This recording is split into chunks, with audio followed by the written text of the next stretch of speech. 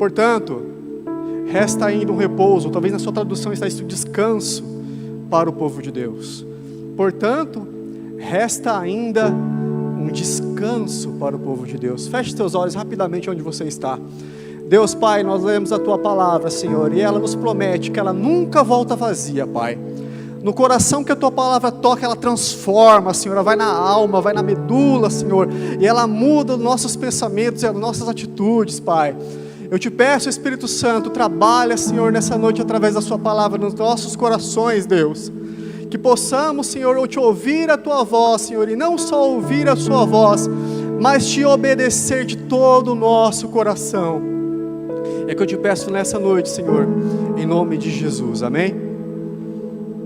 Certa vez eu, olhando na internet, eu vi um outdoor daqueles que tem escrito, né? E como você talvez já tenha visto, escrito assim: só Jesus salva, né? Adesivo, outdoor. Só que embaixo desse outdoor estava pichada a seguinte frase: me salva do quê? Olhando a um primeiro momento, nós achamos que é deboche, né? Está debochando de Deus. Mas a grande verdade é que nós vivemos em um país onde mais de 70% são cristãos, católicos e evangélicos. Então nós temos na cabeça, no nosso imaginário, que todo mundo sabe do que Jesus me salva. Mas a grande verdade é que existem pessoas, e são muitas, que não entendem do que Jesus os salva. E fica essa pergunta: Jesus me salva do quê? Então nessa noite eu vou caminhar com vocês, eu peço um pouquinho da atenção de vocês. E nós vamos caminhar pela palavra redenção. Nós vamos estudar a redenção e entender o que ela significou há 2000 anos atrás, e entender o que ela significa hoje para a tua vida. Mas para isso eu preciso da sua atenção, porque é uma linha histórica e ela vai andando, e cada ponto é importante.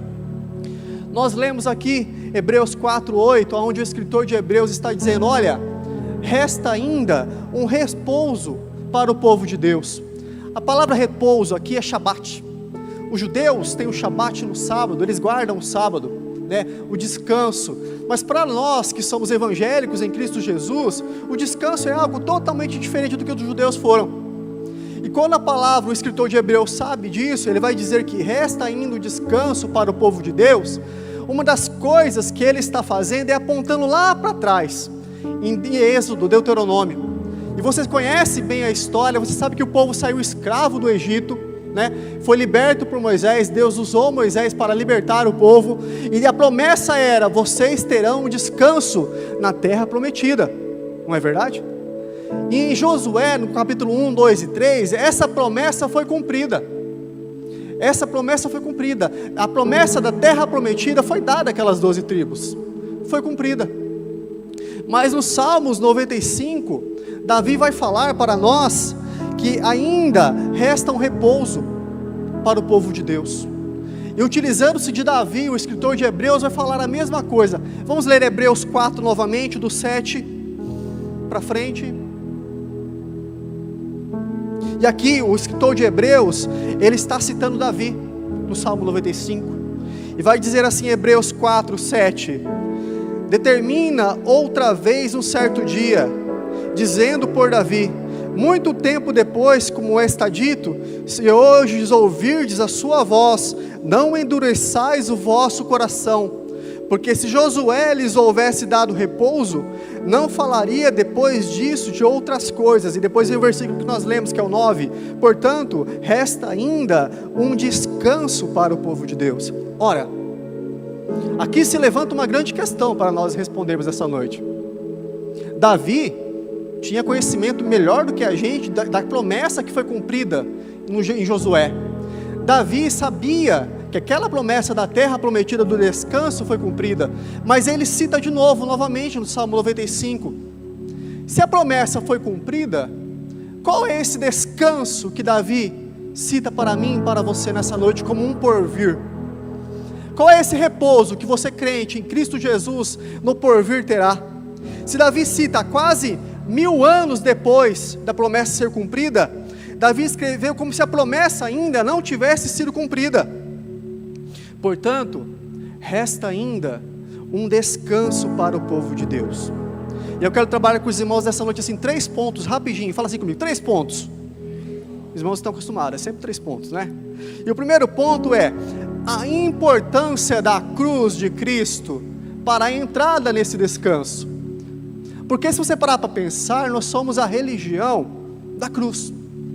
Se você crente em Cristo Jesus, viajar para qualquer lugar do mundo e você tiver algum símbolo da cruz, logo vão identificar você como cristão, seguidor de Jesus. Existe uma simbologia na cruz. Mas a cruz, além de ser uma simbologia, mais ainda, ela é um apontamento para o repouso que nos resta. Ela é um apontamento para que nós cristãos não descansamos no dia. O seu descanso não é no sábado, o meu também não é. Nós descansamos em Cristo Jesus, Ele é o nosso descanso. E Cristo Jesus, além de ser o nosso descanso, meu irmão, Ele nos promete que ainda resta um repouso para o povo de Deus. Ao contrário dos judeus, os judeus ainda guardam o Shabat, o sábado, eles descansam. Os adventistas também guardam o sábado, eles descansam no sábado. Mas nós entendemos pela palavra de Deus que o nosso descanso é Jesus, nós descansamos nele. E nele ainda resta um repouso. A cruz de Cristo é o centro daquilo que nós conhecemos como, repita assim comigo, redenção. Mais forte, igreja, redenção. Agora é bonito, né? Mas a pergunta, outra se levanta para nós nessa noite: o que é redenção? Se você fosse perguntado o que é a redenção, você saberia responder? E essa pergunta é para você: o que é a redenção? Redenção, na origem da palavra, ela é uma junção de 2 palavras, o re e o denção. Ali tem uma divisória no hebraico, e o seu significado mais perto que nós podemos chegar é recomprar. Comprar de volta, obter novamente, ter novamente, pagar algo novamente, comprar novamente, recomprar. Então a palavra redenção, no seu dito, na sua origem, está escrito como recomprar. Então quando nós dissemos que nós somos redimidos por Jesus, nós estamos dizendo que Ele nos recomprou. A primeira vez que a palavra redenção é dita, está ali em Gênesis. Se você voltar para Gênesis 1 e 2, você vai perceber que Deus nos criou em Adão e Eva, amém? Adão não era um nome, Adão era uma designação de raça. Hoje é nome, lá não era. Lá era humanidade, pó, barro, é que eu e você somos. Então Deus criou Adão em Gênesis 1, criou Eva também em Gênesis 1 e 2, e Ele se colocou naquele jardim, né? E Deus era o dono de tudo naquela época. Ele ainda é, mas Deus era Ele que reinava naquele jardim. Veja, Deus não criou 2 povos, não havia um povo fora do jardim e um povo dentro, havia só 2 pessoas dentro do jardim, em plena comunhão com o Deus Criador. Adão tinha o seu referencial de certo e errado em Deus, porque Deus disse para Adão: olha Adão, você pode fazer tudo nesse jardim, só uma coisinha você não pode comer dessa fruta aqui. Essa fruta é a única coisa, do resto está tudo liberado, Adão, pode comer tudo. Só existia uma coisa que Adão não podia e Eva. E veja bem, quem disse que eles não podiam era Deus. Então o referencial de certo e errado naquele tempo era o Senhor. Não era uma democracia, era uma teocracia.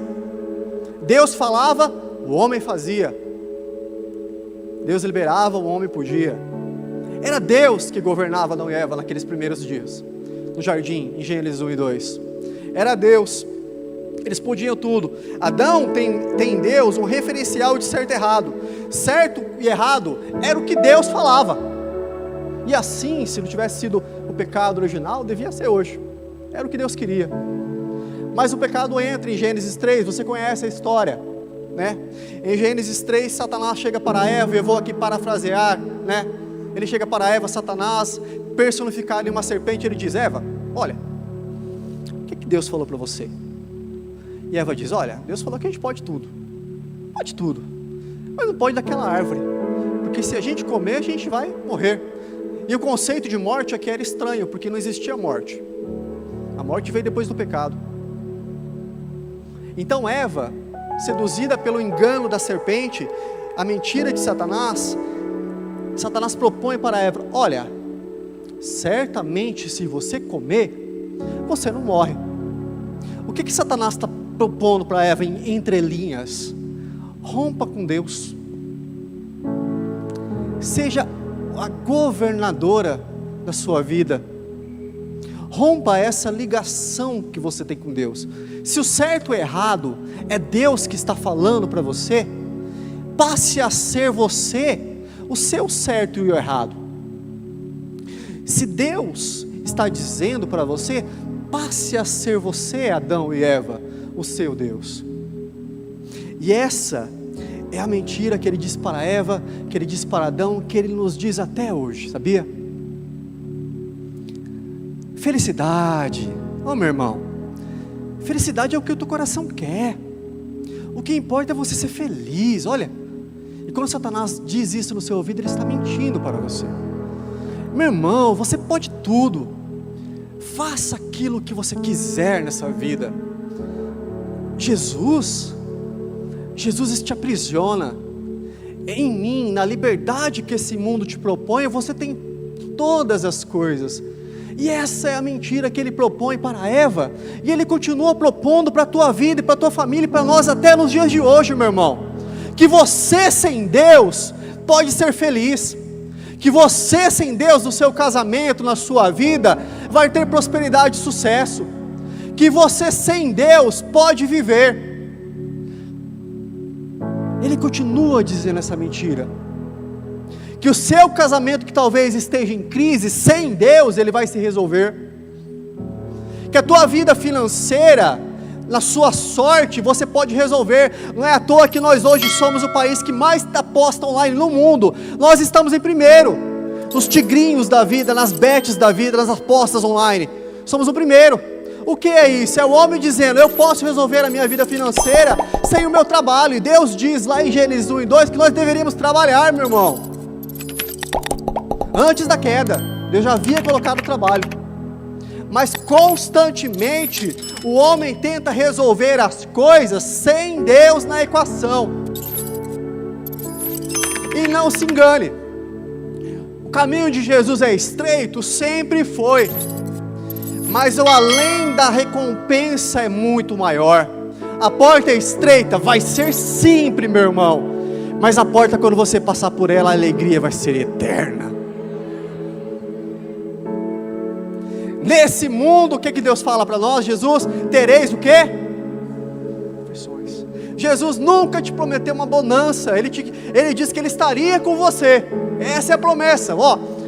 Eu estou com você, e isso vale mais do que tudo. Mas a promessa que Ele faz para Eva aqui no começo é essa: independência. Independência. Seja independente. Seja você a referência de você mesma. Faça o que você quiser, faça o que te der vontade, né? Quando Eva come daquela fruta, ela rompe com Deus, e a mensagem de independência é dada: agora eu estou livre. Mal sabia Eva e Adão que aquela falsa liberdade, na verdade, era uma escravidão. Porque o mundo, meu irmão, o marketing do mundo, ele é maravilhoso. É bonito, o mundo faz um marketing como ninguém, da felicidade que ele te propõe. Mas quando você passa pela porta da suposta felicidade que o mundo te propõe, você agora está numa prisão, você é escravo do pecado. Essa é a grande verdade. Quando Eva come, ela rompe com Deus. A mensagem de independência é dada, ela diz: eu sou livre. O homem rompe com Deus, há uma separação do homem em Deus em Gênesis 3. E a referência aqui de pecado é Adão. Por que Adão?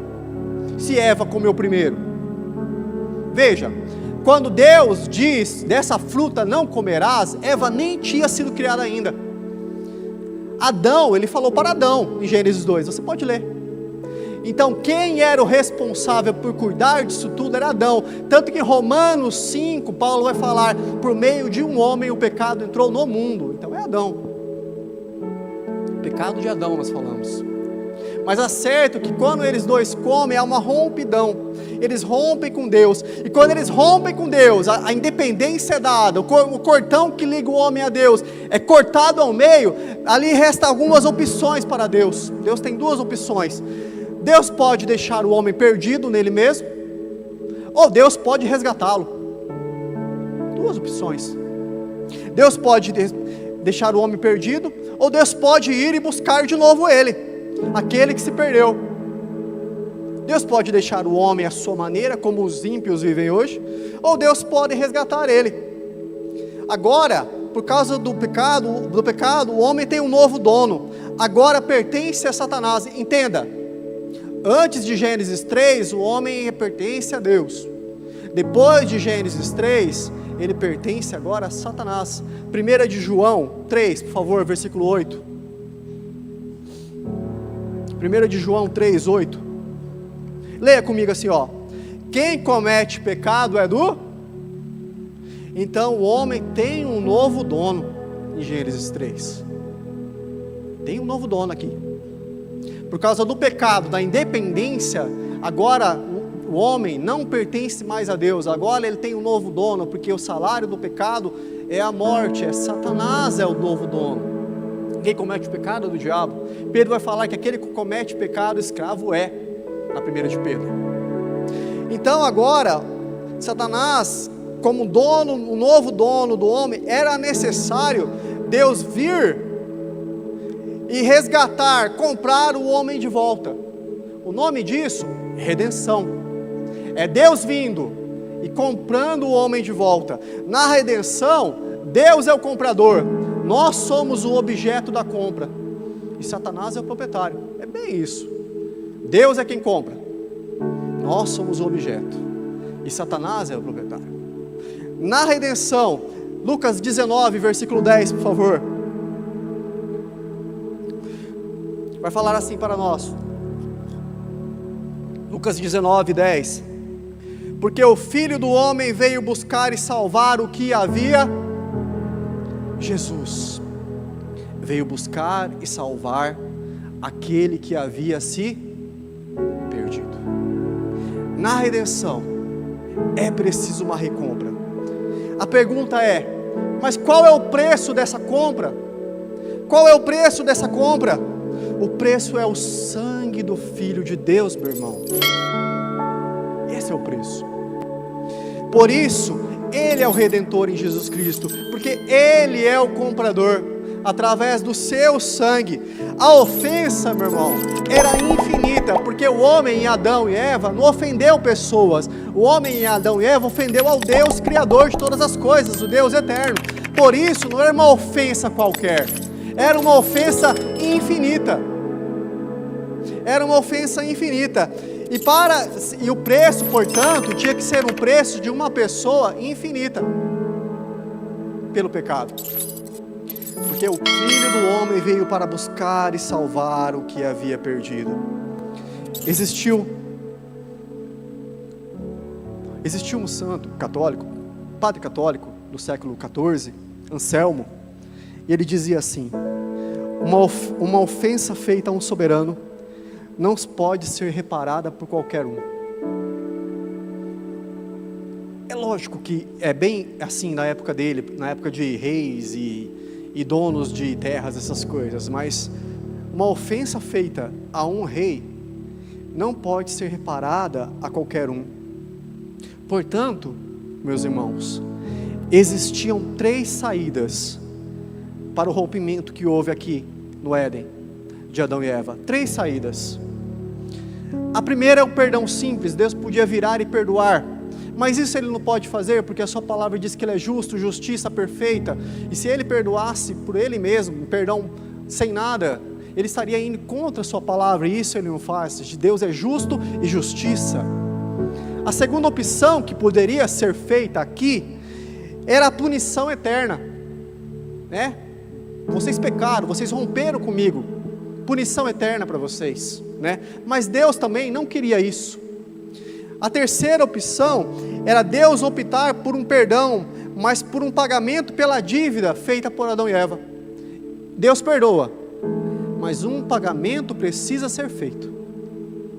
Um pagamento precisa ser feito. Quem rompeu com Deus foi humano, foi Adão e Eva. Então o preço para se pagar não poderia ser humano, porque Deus é infinito. Quem rompeu com Deus foi Adão e Eva. Então o preço também a se pagar tinha que ser humano, porque eles eram humanos. Existem duas colocações. Mas o rompimento foi ao Deus de infinito, a um Deus criador de todas as coisas. Então era necessário que alguém santo, infinito, com uma moral e justiça perfeita, alguém igual a um Deus infinito, pagasse esse preço. E ser humano igual esse não havia nenhum. Com a justiça e com a moral perfeita, com amor, com a retidão, sem pecado, não existia. Não existia. Mas era necessário que um ser humano, nessas condições, pagassem o preço pelo rompimento que foi feito naquela cruz, pelo grito de independência que eles deram naquela cruz. Aí você pensa, me apresenta um ser humano infinito. Não tem. Não tem. Não se tinha, né? Não se tinha, antes de 2000 anos atrás. Não tinha. Um ser humano perfeito, em amor, em justiça, sem pecado, não tem, né? Por isso, só seria possível se Deus se tornasse homem. E a história da redenção, se você puder resumir ela em poucas frases, é como Deus se tornou homem e como esse homem pagou o preço por nós. Como um Deus infinito se tornou homem e pagou o preço por nós. Eu imagino essa conversa na eternidade, porque a palavra vai dizer em 1 Pedro 1,8 que essa conversa se deu antes de Gênesis 1, antes da criação do mundo. Você pode imaginar assim, e a única coisa que nós podemos é imaginar Pai, Filho e Espírito Santo conversando entre eles e dizendo, olha, porque Deus não foi pego de surpresa, meu irmão. Deus não é pego de surpresa pelo que aconteceu em Gênesis 3.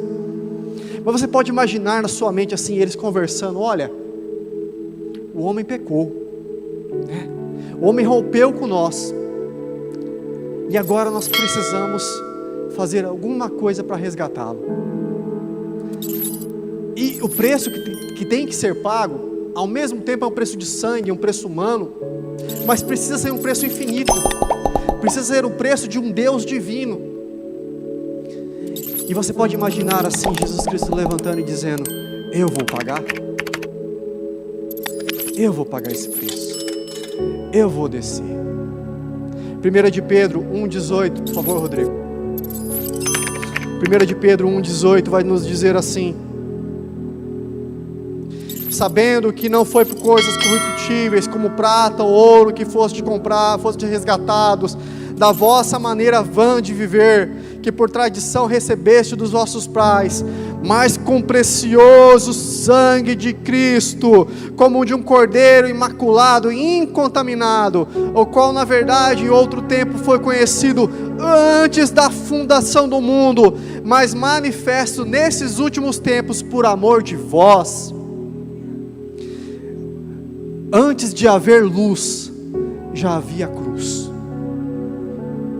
Antes de Gênesis 1, já havia um Cristo que deveria ser crucificado. Já havia um Deus infinito que devia ser crucificado. E Deus encarna. Em Isaías 6 vai falar assim, meu irmão, que os querubins, os serafins e os anjos cantam ao Senhor sem parar, santo, santo, santo, santo, kadosh, kadosh, incomum, inseparável, incomum, não há outro como tu és santo, santo, santo. E você pode imaginar esse Deus em um trono se levantando e dizendo, eu vou descer,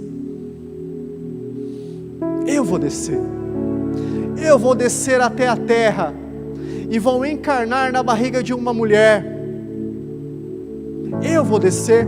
E na Bíblia, o anjo mensageiro que traz as mensagens tem o nome de Gabriel.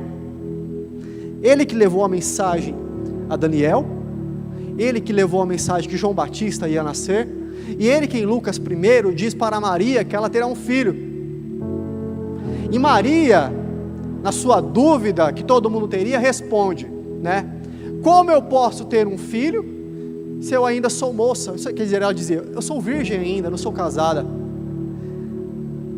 E Gabriel sabia provavelmente que Deus encarnaria naquela barriga, ele saberia, né? E o que ele responde para Maria? Maria, para Deus nada é impossível. Para Deus é possível o próprio Deus descer e encarnar nesse filho que você vai nascer, que vai nascer de você. Nós só saberemos, meu irmão, o preço, o tamanho disso na eternidade. O caminho do trono até a manjedoura, nós vamos saber assim o peso que foi isso quando nós estivermos lá, porque não tem como nós nesse plano saber o preço que foi pago do Deus vivo se levantar do trono e encarnar numa manjedoura, num estábulo, o Criador de todas as coisas. Gabriel diz a Maria, para Deus nada é impossível. E você entendendo o preço que Jesus pagou na redenção, vamos ler agora Filipenses 2, abra sua Bíblia em Filipenses 2,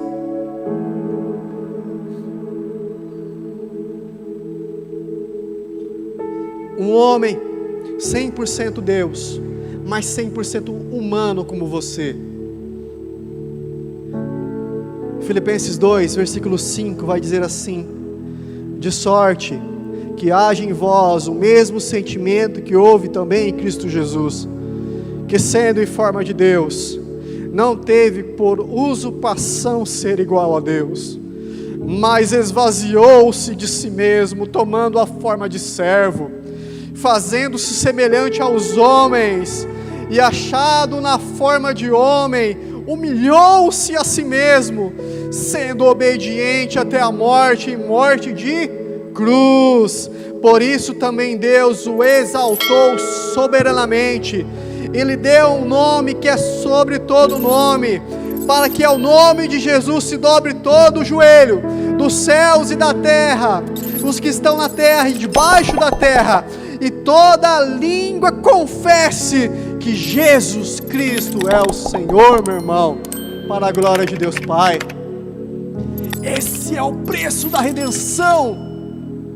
Um Deus que se levanta do trono e encarna num corpo humano, sente medo, sente dor, tudo que você passou na sua vida, Ele passa também. Um Deus que é eterno, meu irmão, mas que olhou para nós perdidos, porque nós éramos representados. Romanos, Paulo vai falar que nós éramos representados, toda a humanidade é representada em Adão no pecado. Um Deus que olhou para nós, um Deus infinito, e Ele diz, eu vou comprá-los de volta do pecado, eu vou comprar. A redenção exigia a crucificação de Jesus, era preciso Ele nos recomprar, e não foi por ouro ou prata, nós somos comprados por um sangue precioso, um sangue carmesim, meu irmão, um sangue sem mácula, sem rugo, um sangue sem mancha, aquele que era perfeito. Pedro fala que se fez pecado por nós naquela cruz, aquele que era santo se fez maldito pela minha vida e pela sua, para que hoje eu e você pudéssemos, Atos 17, 28, viver por Ele, existir por Ele, nos mover por Ele. Por Ele nós existimos, nós vivemos. Era necessário redenção. Nós somos recomprados por Cristo Jesus. Nós somos recomprados por Cristo Jesus. Segundo ponto, essa cruz de Cristo é de certa forma atraente. E quando eu digo atraente, entenda no sentido de magnetismo. Ela puxa, ela atrai. E não sou eu que estou falando isso. Abra sua Bíblia em João 12, 32.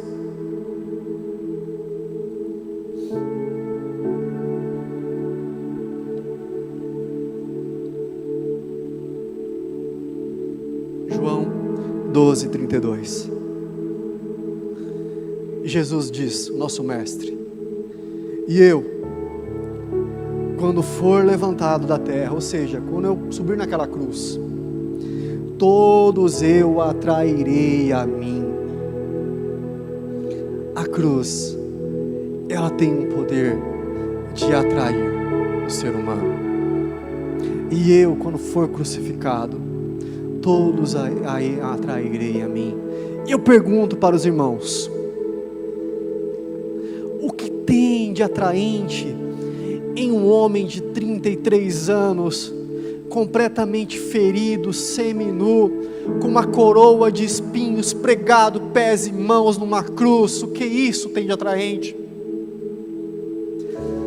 O que tem de atraente um homem nessas condições, sangrando, pregado numa cruz? Como isso acontece? Como Cristo, quando você encontra com Cristo pregado na cruz, você muda? Como? Eu estou perguntando para os irmãos, mas é uma pergunta sem resposta, porque Paulo vai falar para nós que esse é o mistério da graça, é mistério. Mas como um homem nessas condições, pregado no madeiro, sangrando, uma morte vergonhenta, consegue atrair tantas pessoas? 2000 anos, meu irmão, bilhões de pessoas sendo atraído a ele ainda. 2000 anos, e um homem nessa com carpinteiro pregado ainda atrai multidões. E existe uma metáfora da agropecuária, que os irmãos que mexem com terra vão saber, que Deus fala que Deus é o nosso pastor e nós somos a ovelha. É a melhor metáfora que se tem. Deus é o nosso pastor e nós somos a ovelha. Pergunta: quando a gente sabe que é crente de verdade? Para essa pergunta eu sei que tem várias respostas, mas quando você sabe que você é crente no Senhor Jesus Cristo de verdade?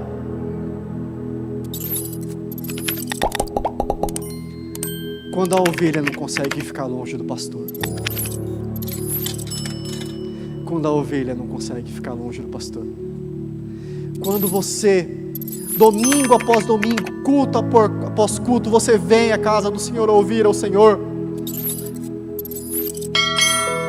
Quando você, por vontade própria, você não ganha nada por vir. Você ganha alguma coisa? Kaique, você recebe alguma coisa por vir no culto? Tenho certeza que você recebe. Não? Da mesma forma nós, meu irmão.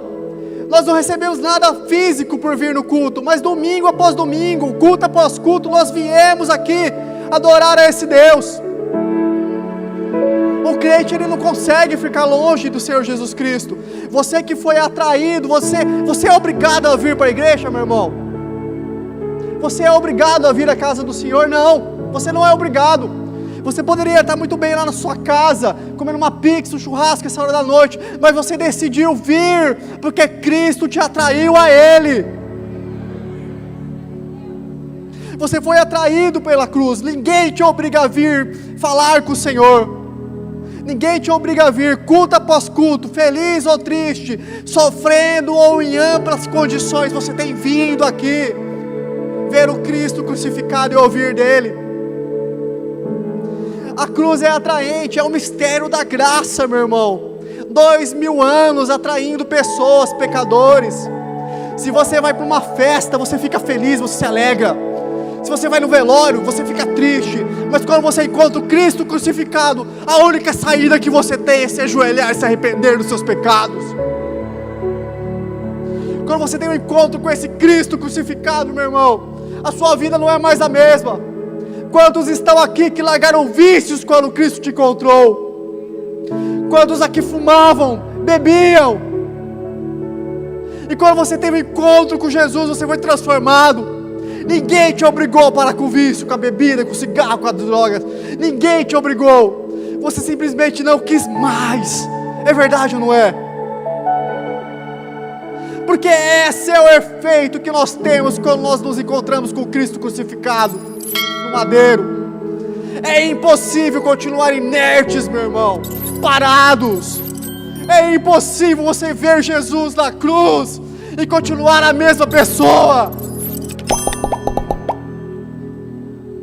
2000 anos, e Ele continua atraindo o carpinteiro pregado, atrai bilhões de pessoas ainda hoje. 2000 anos, e Ele continua atraindo ovelhas ao seu curral. 2000 anos, Ele continua trazendo homens e mulheres, largando dos vícios e vindo até Cristo transformados. 2000 anos, um homem desfigurado, com hematomas, nos atrai há 2000 anos, e esse é o mistério da graça.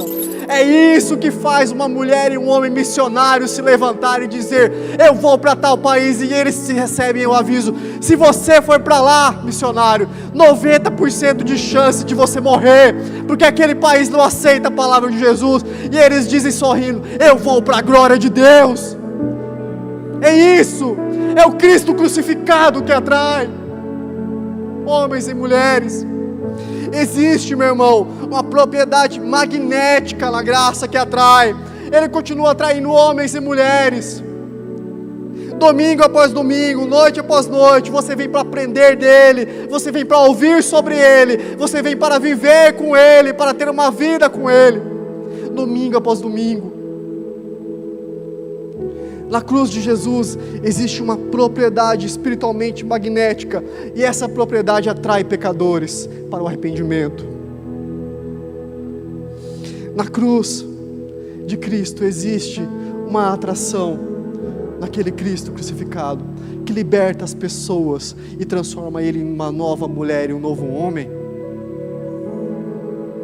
Nós viemos porque fomos atraídos por Cristo. Você é uma ovelha, e você vem porque a ovelha ouve a voz do seu pastor. Existe uma propriedade que nos atrai. E o mais interessante que nós lemos aqui, ele sabia disso. Não é magnífico isso? Ele sabia que quando ele fosse crucificado, ele atrairia todos a ele. Ele sabia, meu irmão. Ele sabia que você aqui em 2024 não conseguiria viver sem ele na sua vida. Ele sabia que um dia ele iria te resgatar do pecado e transformar a sua vida. Ele sabia que você teria uma felicidade que o mundo inteiro não conhece, porque nele existe felicidade. Ele sabia, ele disse que atrairia a todos. Zacarias 10, por favor, Rodrigo. Zacarias 10, do 6 ao 9. Zacarias está falando para uma nação que está na Babilônia, uma nação que está presa, escrava. E Zacarias fala assim, Zacarias 10, versículos 6 a 9: e fortalecerei a casa de Judá, e salvarei a casa de José, e faz-lo-eis voltar, porque me compadeci deles. E serão como se eu não os tivesse rejeitado, porque eu sou o Senhor seu Deus, e os ouvirei. E os de Efraim serão como um poderoso, e o seu coração se alegrará como pelo vinho, e seus filhos o verão e se alegrarão, e o seu coração se alegrará no Senhor. Eu lhes assobiarei e os ajuntarei, porque eu os tenho remido, e multiplicar-se-ão como antes se tinham multiplicado. Ainda que vocês estejam espalhados entre os povos, eles se lembrarão de mim em lugares remotos, e viverão como seus filhos e voltarão. O povo de Deus estava distribuído em vários países, né? O povo estava cada um em cada lugar.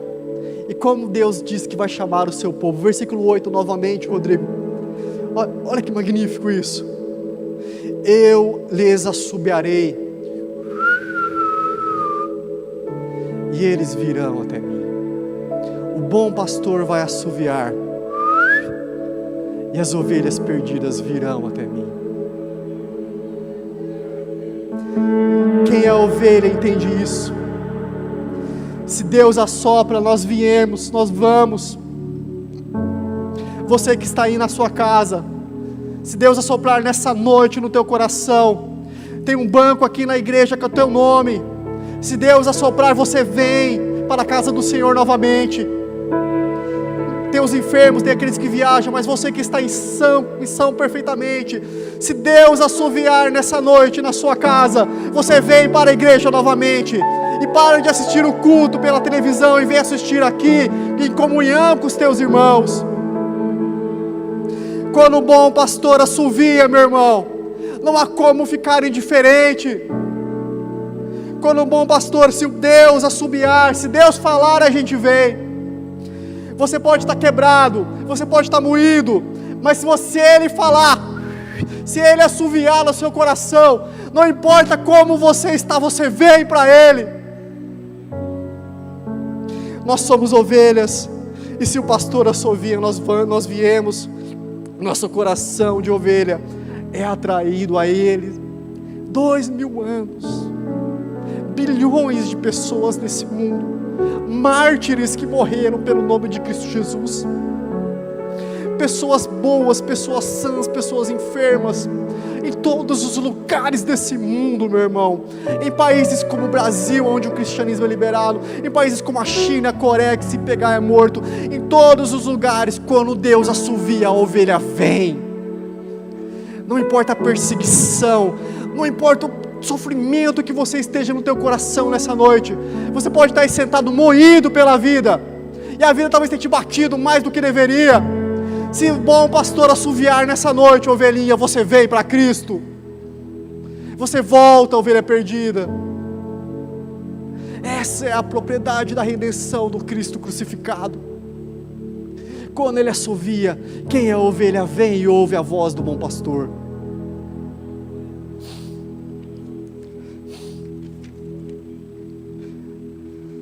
Você é ovelha perdida, se o bom pastor assoviar no seu coração, você volta para o aprisco e volta correndo.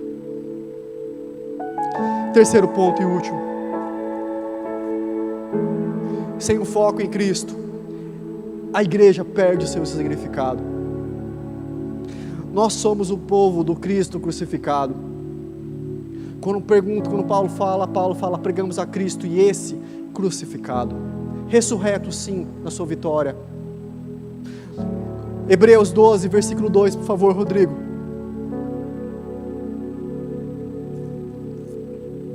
Hebreus 12, vai de 2, vai dizer assim: olhando firmemente para Jesus, o autor e consumador da nossa fé, o qual, em troca da alegria que lhe estava proposta, suportou a cruz, desprezando a vergonha, está assentado à direita do trono de Deus. É esse Deus, meu irmão, que suportou a cruz e hoje está assentado à direita. É esse Deus que quando assovia, você, ovelha, vem. Chuva ou sol, pandemia ou não, doença ou não, você vem. Cristo é o fundamento da igreja. Sem Cristo nós perdemos a nossa identidade, porque a nossa identidade está firmada no bom pastor, que é Jesus. Cristo é a rocha pela qual nós somos edificados. E se a tua casa, meu irmão, é edificada em Cristo Jesus, boa coisa você tem. Se a tua família é edificada em Cristo Jesus, boa coisa você tem. E se ainda não tem, essa noite você tem uma oportunidade. O bom pastor está assoviando para você, ovelha. E se é nessa noite você não teve um encontro com esse Cristo crucificado real na sua vida, que tocou no mais íntimo do seu coração, nessa noite você tem a oportunidade. A redenção está disponível a todas as pessoas. Nessa noite Ele está disposto a te comprar novamente para ser povo dEle, nação eleita, sacerdócio real e escolhido para Ele. Sem o foco em Cristo, nos tornamos vulneráveis. Cristo é a rocha na qual nós somos edificados. Ele é a luz que nos guia nesse mundo de escuridão. Esse mundo vive uma escuridão, meu irmão, e vai piorar, porque não é eu que estou falando, é a Bíblia que fala. A moral dos homens cada dia vai baixar mais. A ética, a cultura pecaminosa vai se aumentar mais. Cristo está te chamando para você ser luz desse mundo de trevas, para você brilhar a Jesus Cristo aonde você for, para você ser a diferença em um mundo que não faz a diferença, para você ser um homem, uma família alicerçada nas mãos do Criador, ovelhinha. É Cristo que te separou. Você não veio a Cristo por acaso, o acaso não existe. a terra é o estrado dos teus pés, Deus ainda governa sobre todas as coisas. O acaso não te criou, Ele não tem o poder para isso. Você tem um propósito. O salmista vai falar que antes que você fosse formado, o Senhor te teceu no ventre da sua mãe, para a honra e glória dEle. E você tem um privilégio, um maior tesouro de viver como uma ovelha no aprisco do Senhor. Fique de pé, igreja, por favor.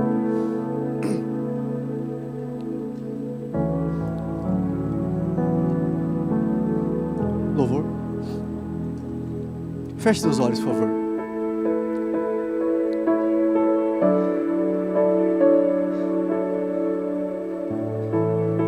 Talvez você tenha vindo para a igreja de domingo a domingo, culto a culto. E talvez a igreja para você tem sido só mais um compromisso na sua vida. Você vem porque tem que vir, porque é legal. Nessa noite você tem a oportunidade de ser chamado ovelha do Senhor teu Deus. Nessa noite Deus te dá a oportunidade de entrar para o aprisco do Senhor, de ser atraído pelo Cristo crucificado.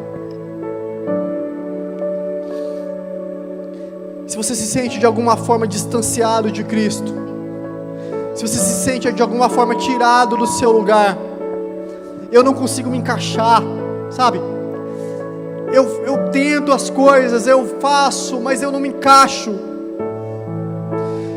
Eu quero te dizer nessa noite que a centralidade da sua vida é Cristo Jesus. E quando você permitir Ele morar no teu coração, você vai ser achado por Ele. Louvor.